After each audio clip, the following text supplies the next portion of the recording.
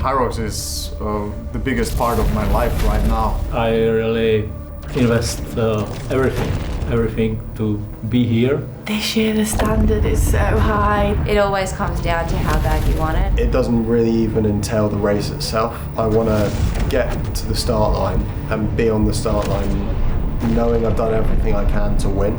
Every choice you make every single day is an investment into your future.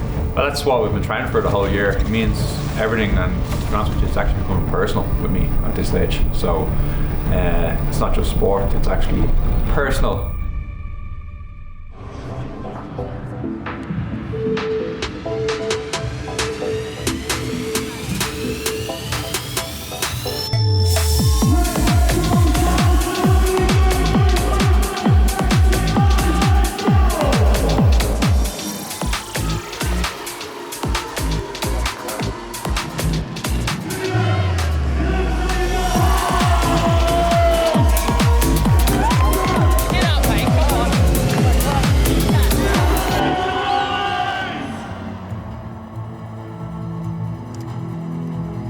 A very warm welcome from Warsaw, chapter number 7 on our road to Stockholm to the World Championship, and what a worthy final stop for our Elite 15 athletes.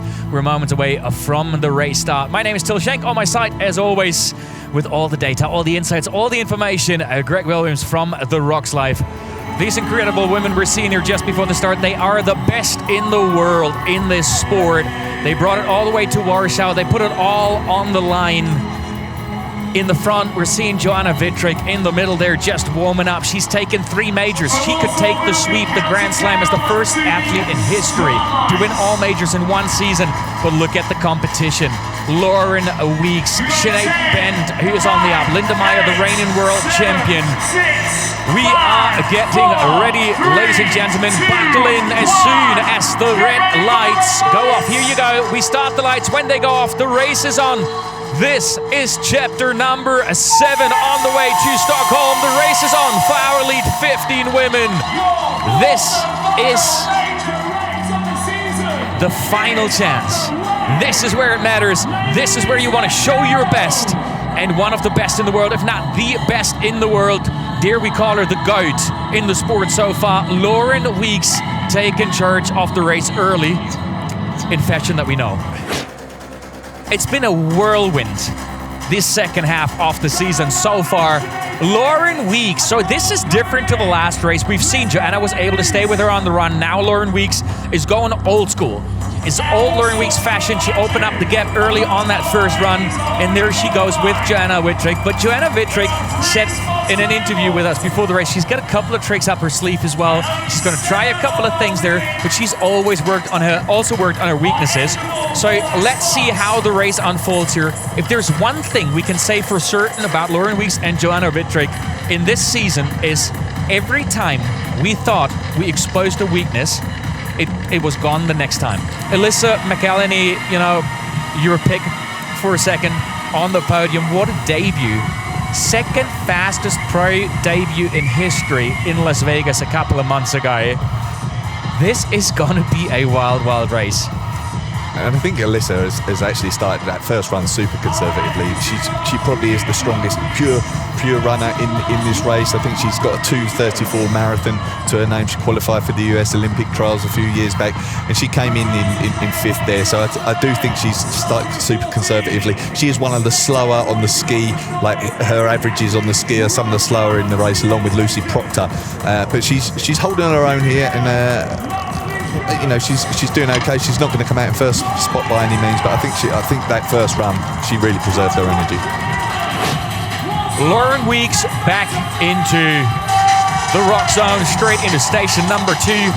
And what we want to do today is we want to take you through the race that's unfolded in front of our eyes, but we also want to take you through those stories of the individual athletes and how their seasons has unfolded and the drama they've gone throughout the races leading up here to Warsaw. We're going to do that when they're out on the run, but for now, all eyes on your leader, on Lauren Weeks. And the big question is, can Joanna Wittrich close that gap that she has right now, that she's behind the 12 seconds? Is she able to bring that down here at the sled push? And that pause that we saw Lauren just take in that first length there, we've not really seen that this season. She tends to do the first length completely unbroken, but she took a very, very short pause, admittedly. But I think that's a new technique from Lauren. I think that's something she's testing out tonight. Does that little pause really help her with her overall time on the station? And I really want us to take a really close look here at the woman in station number 3. Alyssa McElhenney next to her, Sinead Bend. This is a duel here right now for the positions overall. And look at that. Alyssa McElhenney, Sinead Bend 30 or 33 seconds down on these two women in the picture here into the workout. And they're getting real close now. This is the final lane that we're seeing there right now. And here we go. Lauren Weeks is done. Slight confusion on where to go. And there she goes out of the workout with Joanna Vittrick. Here goes Alyssa already. Straight out onto the run as well. Sinead Bend, and of course, an athlete that is incredibly strong at the workout. She came in at 10th is Vivian Tefudo. And look at that. We can see her in the picture. She is done with the sleds already. She is making some real moves. This is Sinead Bend and Chloe Cook coming out. And there goes Vivian Tefudo already. Behind her in the light bluish, Sika Arning coming through. And then Kat Purnell and Stephanie Oswald. So that is another duel for one of the 3 qualification spots. So a gap of 105, and it looks like this might be the end of the race for Linda Meyer. We've got the first drama of the night here. Of course, those are the pictures we don't want to see. Down on the floor, Linda Meyer standing on the side of the track, and look at Alyssa McElhenney in the black coming from behind. Look at that run. She is absolutely flying, and this is where she's going to excel throughout the race. And she is now chasing that carrot, and the carrot being the duo of Lauren Weeks and Joanna Vittrick. From this moment onwards, like once you get through the sled pull, it's very hard to differentiate between these two on the station. So this is another big one coming up for her. A big station coming up for her and all the other athletes out there, not just for the win here today, but for the qualification. I'm going to say it again, and I'm going to repeat myself throughout those next 40 minutes of the race here. 3 spots up for grabs to make it to the World Championship, to qualify to the World Championship. Looking down at the floor, we're seeing very different body language right now. We're seeing Ellie Stanford and Emily Dahmen come by on that run track. Emily's been very, very nervous going into the race here. She's been so close to qualifying a couple of times, and the nerves definitely got to her before the race. Let's see if she controlled them in the race here. But in the lead, Joanna Vittrick is making her moves down here on the floor. Lauren Weeks is trying to stay with her as much as possible. And there is another woman in the mix, which is Alyssa McElhenney. And Lauren, you got some insights. Honestly, I don't think I've seen anyone on debut run around with such a big grin on your face as Alyssa McElhenney. She looks so comfortable. Look, this is a girl that has a 3:34 average pace on kilometers when it comes to Hyrox, and we've not really seen her even tap into that yet. So what excites me is at what point in the race is she going to open up and we see her true capacity on the run course. Joanna Vittrick, Greg, on a mission. Can you grasp it yet? She has a chance at taking the clean sweep. 4 out of 4 majors in one season. The great Alex Ronkovic has tried it and wasn't able to pull it off. Can she do it here today? I think she can. It's incredible, really, that we're talking about. We've talked about just how strong the field is this year, just how many new ladies coming into the sport and looking amazing, just the depth of the field. And she has dominated it, really, so far this season. She's looked in control throughout all of the races. She's looking in control here again. That performance there on the sled pull was really, really impressive. She came in like level with Lauren Weeks and only a few seconds, 7 seconds ahead of Alyssa McElhenney. And, you know, she's come out well ahead there and she's looking good on the run. So very impressive so far from Joanna. Look at this, Alyssa McElhenney with a smile on her face. She's like, I'm in second in my first ever major coming out of the sled. Well, I am actually ahead of Lauren Weeks. I'm showing her how it's done. Did you see that smile? Yeah. Absolutely incredible. And we hear word from down on the floor that Linda Meyer is back in the race. She is down at the sled pull. She is giving it another shot here.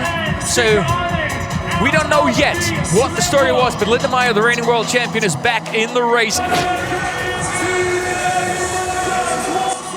Joanna Vettrick into the burpees. We're going into the first technical station, and right now my heart rate is spiking again. You know, it's coming down to precision and speed, and those are so difficult to combine. In terms of technical setup, burpees, lunges, and wall balls, just the most tricky ones. And while we see that, of course, we want to find out, or we did find out, what the 15-second penalty is for Chloe Cook. Chloe Cook, red card, stepping on front line. So red card for Chloe Cook for stepping on the front line. And of course, this is not a one-time offense. She gets a warning first, so it happened 2 times. She got the penalty. It is part of racing. You got to go to the limit. You got to maximize it. You got to risk it all. It does happen, but it could be a very costly penalty there for Chloe Cook. But Joanna Vettrick, look at that, coming into the burpees. Alyssa McElhenney coming from behind her in another 5 seconds faster. So she brought that gap down to 15 seconds now. Lauren Weeks was 20 seconds down, but look at that. Lauren Weeks burping it up to Joanna Vettrick. The closest we've seen them halfway through the race in quite a while. Yeah, this is really impressive so far from Lauren's, coming 20 seconds behind Joanna, but to have already pulled level, very quick from her so far. And at this rate, she's going to leave this station in the lead. So yeah, this is lining up to be a great race. Just touching on Alyssa here as well on the burpees.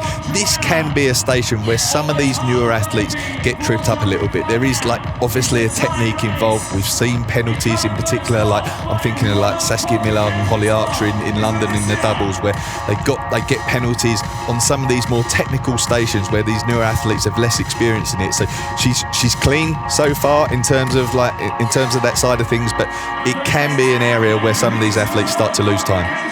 And that is the battle at the front that we're seeing, but there is the battle for qualification. And let's hear it from Lauren on Kat Purnell.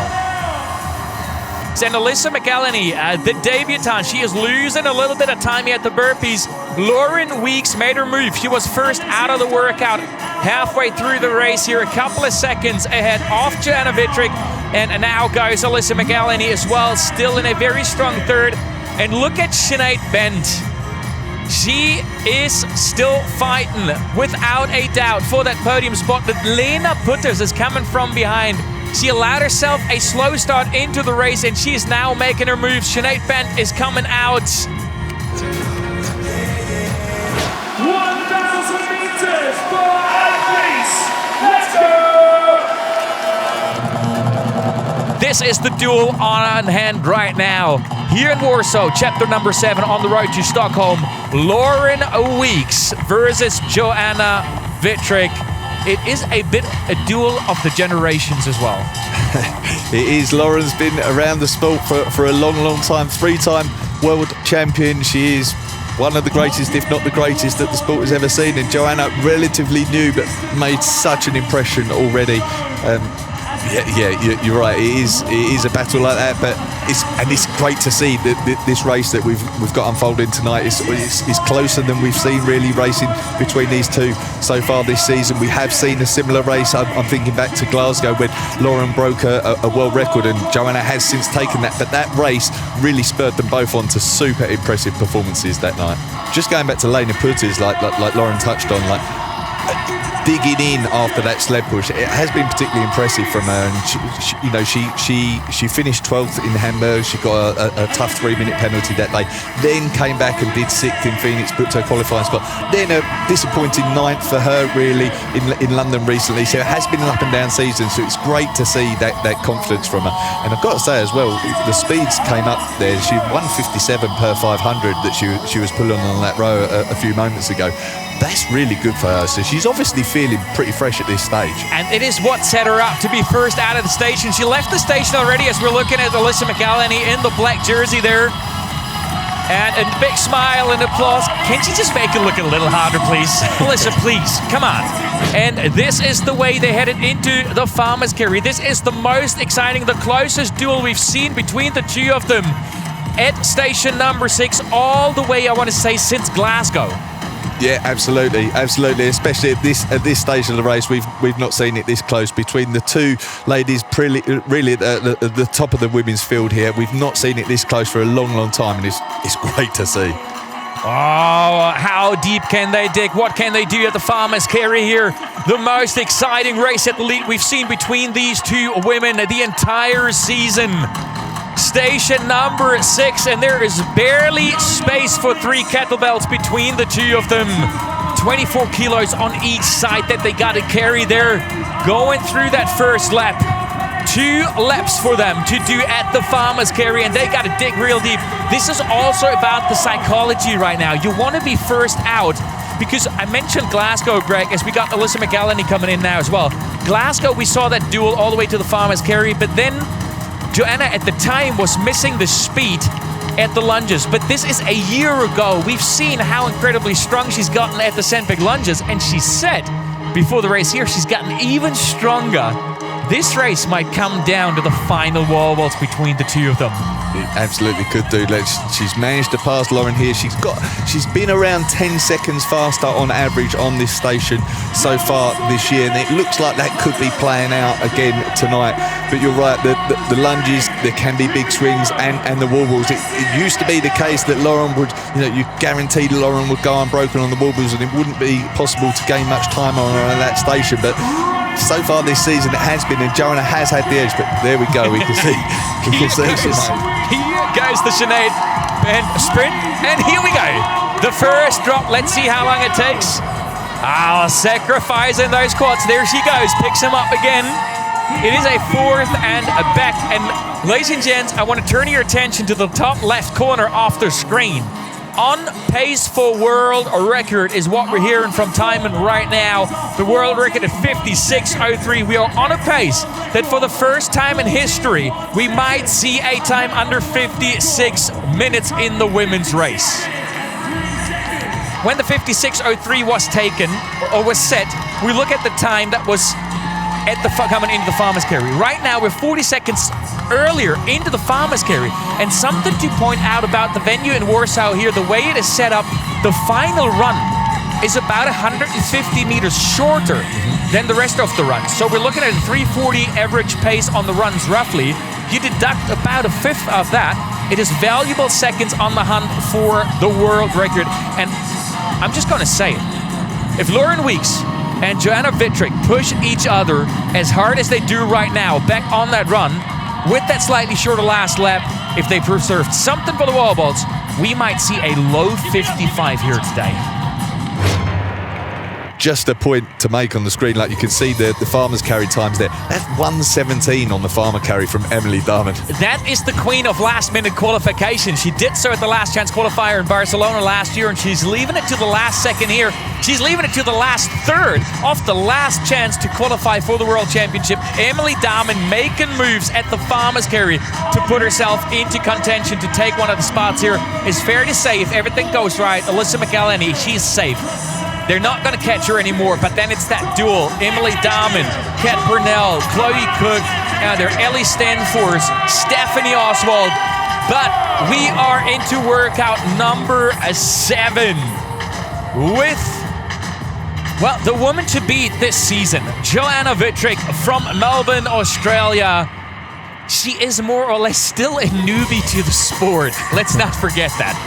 Look at that. Joanna Wittrich, she is trying to do what she needs to do. She's trying to gain those seconds on Lauren Weeks, and right now she is gaining those seconds. If she can keep it clean, she's now got to make a decision. How hard do I go on the run? How much energy do I have left for the wall balls? Can I go full gas or not? Because she needs a gap going into the wall balls on Lauren Weeks, and Lauren Weeks is going to dig as deep as she possibly can. She's going to be an absolute pit bull on that final run, trying to close that gap down to Joanna Wittrich. The duel at the front, then that debut of Alyssa McElhenney, who we've just seen waving to the crowds. This is 2/3 into a Hyrox race, a little over. and then Lena Putis, Sinead Band, Vivian Tafuto. It's the positions behind, but they're qualified to the World Championship already. It's what's coming after that that really matters. Drop in the back, it is clean, it needs to be inside the white box, and there she goes. Joanna Vittrick, a quick look over the shoulder to Lauren Weeks. She did open that gap. She set herself up as good as possible to take the clean sweep, to take the Grand Slam this season, but Lauren Weeks is still right there, and she is the best in the world, I want to say, when it comes to the wall ball. She is fast, she is precise, and there she goes. This is Lauren Weeks hunting down Joanna Vittrick on the final run here in Warsaw. She has the chance to be the first person in history to win all majors in the same season. The young woman from Melbourne, Australia, on an absolute mission here. She is headed towards the wall balls. We are not even 51 minutes into the race. What's up for grabs for her is absolute history. Being the first to take all majors in a season and at the same time possibly set a new world record. Yeah, amazing from her. And also going to Stockholm with just massive amounts of confidence that she can do it again. To have won all the majors so far this season, world record. She's going to go in that World Championships with just unbelievable amounts of confidence. If you're watching this right now, you do not want to leave. Buckle up, everybody. This is the fight. This is the wall balls to make history for Joanna Vittrick. The average wall ball time you see on the side there, this is for Hyrox athletes in general, not for the elite. They're going to go way faster. Joanna Vittrick, shoulder to shoulder with Lauren Weeks. She is 10 wall balls ahead, and what's coming down to right now is speed. It's the wall ball endurance, and it is precision. You don't want to have too many no reps. 0 for Lauren Weeks. She's not going to collect a lot. There is 2 for Joanna Vittrick. We are seeing 9 reps between Joanna Vittrick and Lauren Weeks. And Greg, this is something that Lauren Weeks can pull off. Joanna Vittrick, she's gotta go unbroken most likely. Lauren Weeks is breaking the wall balls. Joanna Vittrick is still going. We're only 12 reps away from witnessing history. It is looking fantastic for the young woman from Melbourne, Australia, to be the first person in history to win all majors in one season. And she's gonna do so by breaking the world record by over a minute and a half. 99, there's one more rep. Here she goes. She is the new queen of Hyrox. Mission accomplished for Joanna Vittrick. A new world record and writing history as the first woman in Hyrox history, the first person overall in Hyrox history to win all majors in one season. And look at that picture. Her mother, Warsaw born, for the first time back in her hometown in 20 years. She was surprised by her daughter, by Joanna Vittrick, and she said, I'm going to bring you to this race. And she gets to witness her daughter write history right here at our chapter number 7 on the road to Stockholm. What a race. Lauren Weeks herself stayed over a minute, or around a minute, under the world record as well. This has been an absolutely incredible race on so many fronts. Alyssa McElhenney, she is going to go through to the World Championship if she can keep it together. 7 no reps, but no trouble. But then look at behind Emily Dahmen and then Stephanie Oswald. Emily Dahmen, we've seen that wall ball drama from her, but if she can keep her cool, she's going to do it again. It is going to be a last chance qualifier for a second time in the row for Emily Dahmen, the woman who got into the sport by volunteering and cutting bananas and apples for finishers. There's Alyssa McElhenney crossing the line there. Really impressive from her as well. It's sub 56 from her. So on her Elite 15 debut, to go sub 56 is very, very impressive. She's one to watch in the future, absolutely. This is not a safe race for either of the 3 women. There is a duel of 3 women, Emily Dahmen, Stephanie Oswald, and Kat Purnell, but only 2 spots up for grabs to the World Championship. This is the last 2 slots of the entire season that we're going to give away. We've seen plenty of wall ball drama from Emily Dahmen before. She is fighting. She should take a quick breather there, I believe. 90 reps. She got 10 reps left. She is 15 reps ahead of Kat Purnell. That is the woman. She is currently fighting. She's got 6 reps left. It looks like Emily Dahmen will be our second athlete to punch a ticket here in Warsaw to the World Championship. She does it again. The woman from the Netherlands. The final rep. She does it in her traditional basketball style. And instantly come the tears. It is mission accomplished. And Stephanie Oswald from Germany. It looks like she can hold off Kat Purnell. What a comeback from the German after injury. Only getting back into running in January this year again. And there she goes. She takes that 3rd ticket that we have here in Warsaw to the World Championship. And it is heartbreak for Kat Purnell with 9 no reps. She is missing out on that qualification to the World Championship in Stockholm. A Grand Slam in a place you call your second home, and to experience it with your mum watching on. I mean, what a gift this is. Oh my gosh, I firstly thank you everyone in the crowd and my mum over there. I'm so emotional. As soon as I went past that finish line, I ran straight to her and I just couldn't keep composed. I'm known to keep a straight face when I'm racing, but at that moment I just let it all out because that was such an incredible race and I will cherish that in my heart forever to come. And another world record. Where are you finding your time? I honestly don't know.